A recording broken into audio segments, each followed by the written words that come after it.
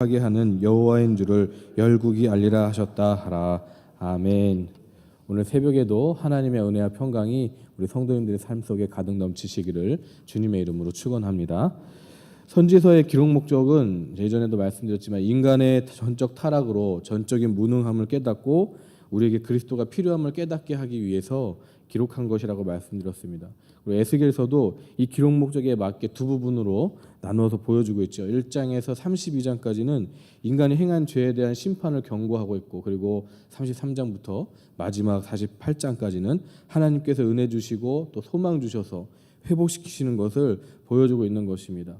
그리고 이러한 회복은 오늘 본문인 37장 24절에 내 종 다윗이 그들의 왕이 되리니 그들 모두에게 한 목자가 있을 것이라 이렇게 말씀하신 왕이요 목자이신 그리스도로 말미암아 가능해지는 것입니다. 그렇다면 그리스도로 말미암아 인생이 회복될 수 있다, 도움을 받을 수 있다 하는 것이 뭐죠? 바로 그것이 복음인 것이죠. 그런 차원에서 오늘 본문의 마른 뼈가 군대가 되는 이 말씀은 신약시대의 복음운동 성격을 아주 잘 보여주고 있는 것입니다. 37장의 중심점은 13절에서 14절까지인데 한 목소리로 같이 다시 읽어볼까요? 시작. 내 백성들아, 내가 너희 무덤을 열고 너희로 거기에서 나오게 한즉 너희는 내가 여호와인 줄을 알리라. 내가 또 내 영을 너희 속에 두어 너희가 살아나게 하고 내가 또 너희를 너희 고국 땅에 두리니 나 여호와가 이 일을 말하고 이룬 줄을 너희가 알리라. 여호와의 말씀이니라. 지금 이스라엘의 상태는 에스겔에게 환상으로 보여주신 대로 어떤 상태죠? 영적으로 하면 마른 뼈와 같은 절망적인 상태를 할 수 있겠습니다. 왜냐하면 이스라엘은 남유다는 BC 586년도에 바벨론의 침공으로 나라가 빼앗겼었습니다. 당시 바벨론 왕이었던 느부갓네살은 예루살렘을 침입해서 성전 안에서까지 이스라엘인들을 목베어 죽이는 일이 있었고요. 그것을 역대하 36장에서 증거하고 있습니다. 남유다 왕 여호야긴도 쇠사슬에 결박돼서 바벨론으로 끌려가고, 그리고 수많은 백성들도 역시 포로로 바벨론으로 끌려서 잡혀갔었습니다. 이런 고통스러운 하루하루를 보내는 백성들에게 삶의 용기와 희망이 있을 리가 만무한 것이죠. 그래서 마른 뼈는 바로 이 같은 그들의 절망적인 상태를 비유하고 있는 것입니다. 2절 하반부에 보면 이 뼈들이 아주 말랐다라고 표현하고 있지 않습니까? 나를 그 뼈 사방으로 지나가게 하시기로 본즉 그 골짜기 지면에 뼈가 심이 많고 아주 말랐더라. 완전한 절망과 회복이 불가능한 상태를 아주 비유하고 있는 것입니다. 그런데 하나님은 그런 저들에게 무덤을 열고 다시 살려주시겠다고, 다시 고국 땅으로 돌아가게 해주시겠다는 그 회복을 약속해주고 계시는 겁니다. 그런데 이 하나님의 계시는 단지 이스라엘에게만 국한된 약속이 아닙니다. 이스라엘을 비유하고 있는 마른 뼈는 당시 모든 포로된 백성들만 의미하는 것이 아니라 허물과 죄로 죽은 우리 천하 만민도 의미하는 것입니다. 그러니까 이 마른 뼈를 살려주시겠다고 하는 그 하나님의 약속은 무슨 약속이죠? 천하 만민을 살리시려는 구원 계획이 담겨있는 약속인 것입니다. 우리가 13절에서 14절을 중심으로 하는 이 37장은 세 부분으로 나눠서 볼 수 있겠습니다. 1절에서 10절까지는 하나님께서 마른 뼈들에게 생기를 불어넣으시는 그 내용이 있고, 그 다음에 11절에서 14절은 마른 뼈 환생에 대한 해설입니다. 아무리 소망 없는 뼈라고 할지라도 하나님은 무덤을 열고 나오게 하실 수 있다라는 거죠. 그리고 마지막으로 15절에서 28절까지는 한 나라가 되어 한 왕이 다스린다는 그 메시아 되신 예수님을 통해서 하나님의 나라가 이루어진다라는 것을 내용을 기록하고 있는 것입니다. 먼저 1절에서 10절을 보면 바벨론 포로 생활하는 백성들의 모습이 마른 뼈로 비유되고 있어서 포로 생활 속에서 매어서 자력으로는 도저히 자유를 누릴 길이 없는 그런 저들에게 하나님이 어떻게 대하고 계십니까? 5절에 보니까 같이 읽어볼까요? 시작. 주 여호와께서 이 뼈들에게 이같이 말씀하시기를 내가 생기를 너희에게 들어가게 하리니.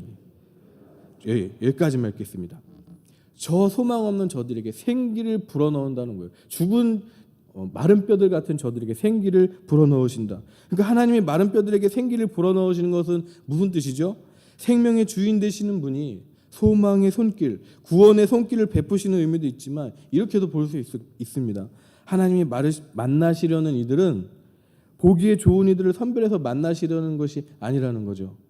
보기에 좋은 이들이라 하면 물론 하나님 보시기에 모두가 다 죄인이겠지만 그래도 저 죄인들 가운데서도 조금 더 착한 사람들, 무슨 말씀을 하시면 그래도 말귀를 알아듣는 사람들이라고 할 수 있겠는데, 하지만 하나님은 그런 그들만을 선별해서 만난다고 하신 것이 아닙니다.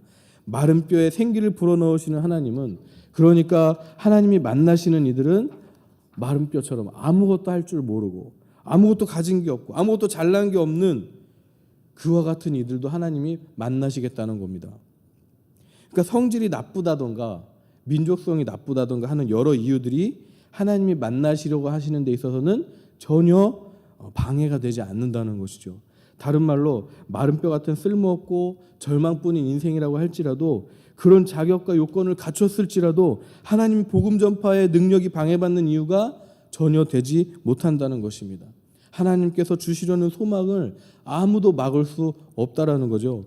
근데 이 말씀을 오늘날 우리 전도에 대입해서 보면 우리는 어떻습니까? 전도를 하려고 하면 우리 내면에 어떤 생각이 먼저 들죠? 상대방을 보아가면서 말할 용기를 가지고 사람을 가리게 되죠. 저만 해도 이제 저희 어머니를 매우 사랑하지만 어머니에게 복음을 전한다는 것은 예전에 상당히 어려운 일이었습니다. 왜냐하면 같이 살아보니까 복음을 듣기는커녕 오히려 제가 무시당할 것 같은 그런 두려움이 지배적이었기 때문에 언제 말해야 되나, 어떻게 말해야 되나라는 고민이 너무 많았었어요. 근데 시간이 흐르고 저희 어머니는 어떻게 되셨냐면 집사가 되셨습니다. 복음이 흘러 들어가서 그 심령이 변화된 것이죠.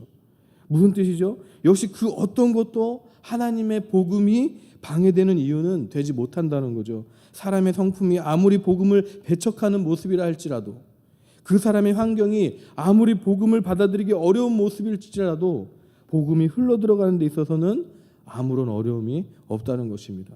그렇다면 사실 제가 용기를 가지지 못하고 확신을 가지지 못했던 것은 뭘까요?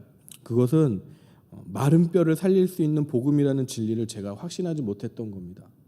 전하기만 하면 그 복음이 그 심령에 흘러 들어가서 변화시킬 것인데 그것을 의심했던 거죠. 과연 될까? 우리는 우리가 믿는 복음이 마른 뼈에게라도 말할 만한 진리라는 것을 잊지 마셨으면 좋겠습니다. 그 어떤 이유도 복음이 방해받는 이유는 되지 못한다는 것을 잊지 마시기를 소원합니다. 그렇다면 지금 망설이고 있는 전도 대상자가 여러분 삶 가운데 누구십니까?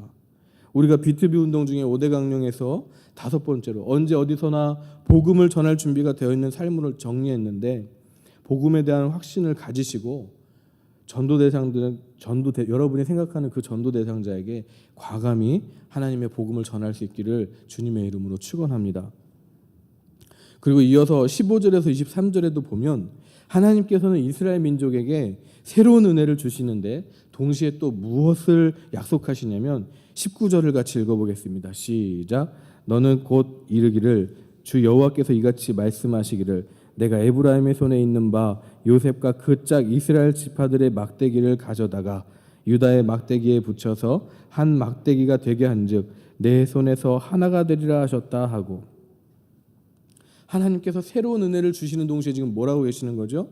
나뉘었던 이스라엘과 에브라임, 즉 남과 북의 연합을 이루시겠다고 약속하시는 것입니다.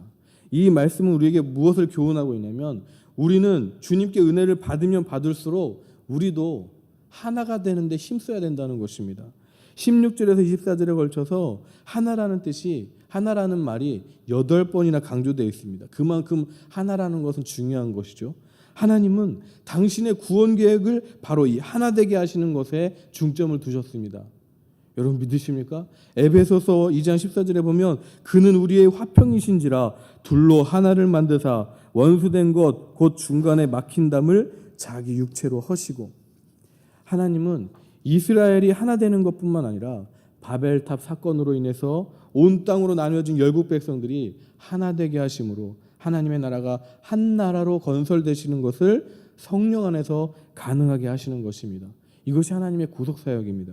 그렇다면 우리도 하나님께서 한 나라로 건설하시려는 그 하나님의 나라를 위해서 우리가 속한 여러 공동체 속에서 무엇을 노력해야 하겠습니까? 바로 하나 되게 하는 것을 노력해야 되는 줄 믿으시기를 바랍니다. 다툼으로 나누어진 마음을 하나 되게 하고 교회가 나눠지지 않도록 하나 되게 하는 것. 그렇게 하는 것을 이렇게도 말할 수 있겠죠. 화평케 하는 것. 이 화평케 하는 것이 너무나도 저와 여러분들의 신앙생활 가운데 너무나도 중요한 것입니다. 왜냐하면 이것은 우리가 우리 주님을 모시는 데 있어서 매우 중요한 조건이기 때문입니다. 히브리서 12장 14절을 보면 모든 사람과 더불어 화평함과 거룩함을 따르라. 이것이 없이는 아무도 주를 보지 못하리라. 주를 본다라는 것은요, 천국에 들어간다는 의미입니다. 천국 백성들의 특징으로서 당연히 드러나야 하는 성품이 바로 이 화평함이라는 겁니다. 그래서 마태복음 5장 9절에서도 화평하게 하는 자는 어떻게 일컬음을 받는다고요? 하나님의 아들이라 일컬음을 받는다라고 증거하고 있는 것입니다. 또 마태복음 18장 19절에 보면 진실로 다시 너희에게 이르노니 너희 중에 두 사람이 땅에서 합심하여 무엇이든지 구하면 하늘에 계신 내 아버지께서 그들을 위하여 이루게 하시리라. 하나님께서 응답하신다고 하신 약속을 어떻게 하신 거죠? 두 사람이 땅에서 합심할 때, 나뉘어진 마음이 아니에요. 하나가 돼서 합심할 때, 화평 가운데 합심할 때, 그때 우리 주님께서 응답하시겠다고 약속해 주신 것입니다. 마태복음 5장 24절에도 예물을 제단 앞에 두고 먼저 가서 형제와 화목하고 그 후에 와서 예물을 드리라. 그렇죠? 하나님께 예물을 드린다고 할지라도 형제와 화목하고 화평하고 그리고 주님 보좌 앞으로 나오라는 겁니다. 이렇게 화평은 우리가 주님과 교제하는 데 있어서 어떻습니까? 절대적으로 필요한 조건인 줄 믿으시길 바랍니다.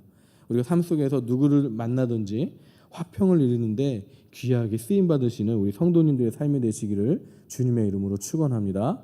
기도하시겠습니다. 오늘 새벽에도 B2B 운동으로 모인 우리 성도들이